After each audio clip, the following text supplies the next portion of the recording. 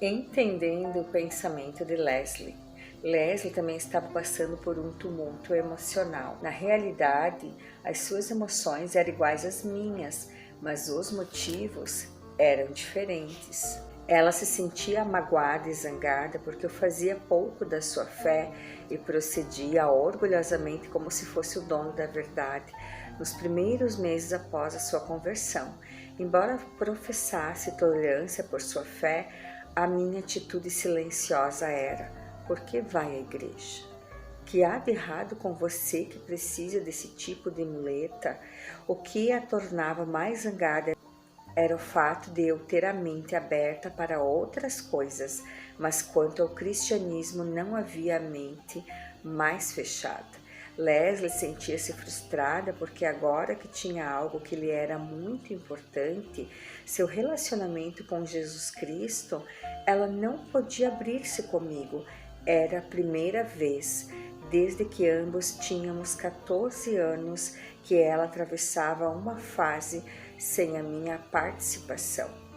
Exatamente nesse período, nossas finanças não iam bem, o que trazia considerável ansiedade em nosso relacionamento.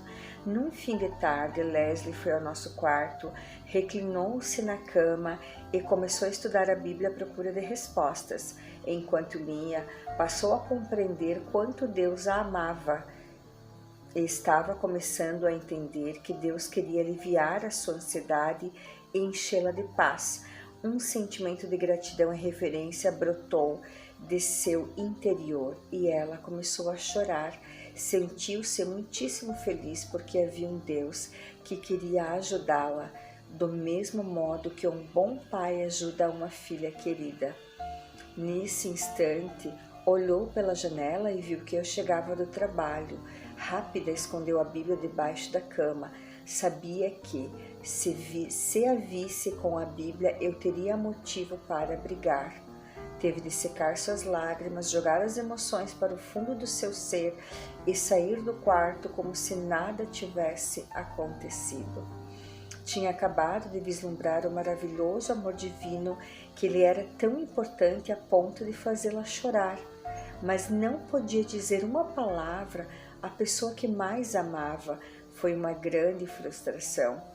À medida que Leslie crescia espiritualmente, esse tipo de acontecimento tornava-se mais e mais frequente. Aprendia um novo discernimento, mas não tinha um marido para compartilhar.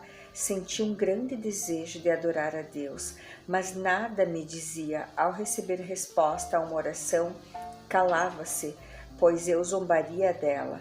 Conhecia cristãos que seriam ótimos amigos, mas não os apresentava por serem da igreja. Então aqui ele está relatando como ela estava sozinha nesse momento, porque ele não aceitava internamente, ele até tentava disfarçar, mas internamente ele zombava dela e brigava com ela caso ela contasse alguma coisa de diferente que estava acontecendo. Era como se ela estivesse visitando uma linda cidade com lugares maravilhosos, eu sem interesse algum de acompanhá-la ou ouvir falar sobre o assunto. O isolamento em que se achava aumentou sua frustração. Também sentia receio do futuro. Quando pensava em nosso casamento, estremecia, pois podia prever um conflito interminável, desacordos e mais desacordos, sobre educar os filhos, gastar o dinheiro, passar os fins de semana e assim por diante. Mais do que isso, tinha receio do que aconteceria no fim da estrada. Algum dia, perante o santo Deus, ele me diria: Lee, você resolveu ficar separado de mim toda a sua vida e escolher o seu próprio caminho. Agora pode seguir o seu caminho por toda a eternidade. Ficará separado de mim para sempre. Ela me amava e sabia que eu caminhava para o dia do ajuste de contas. Consegue perceber como não casamento espiritual pode acender a fagulha de um barril de pólvora de emoções nos dois cônjuges, não é de admirar que Deus amorosamente nos tenha dado nas Escrituras o conselho: não se ponham em julgo desigual com descrentes, 2 Coríntios 6:14.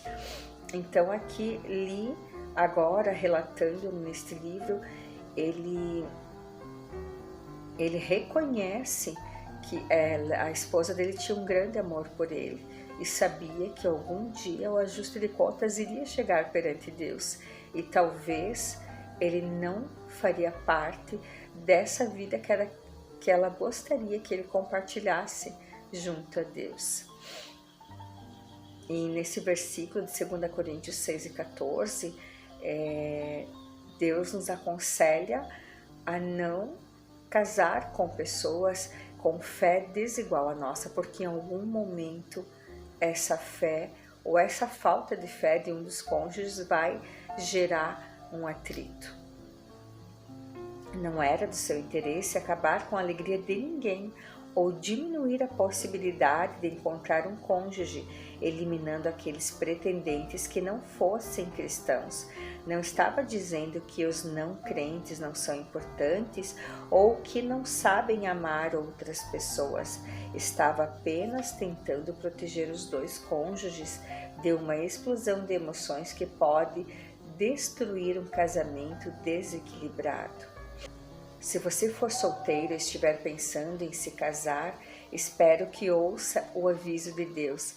Amo-o muito e quero tanto que o nosso relacionamento floresça que você precisa entender. Uma união espiritual inadequada traz aborrecimentos, vai impedir o seu crescimento espiritual e frustrar ambos os cônjuges.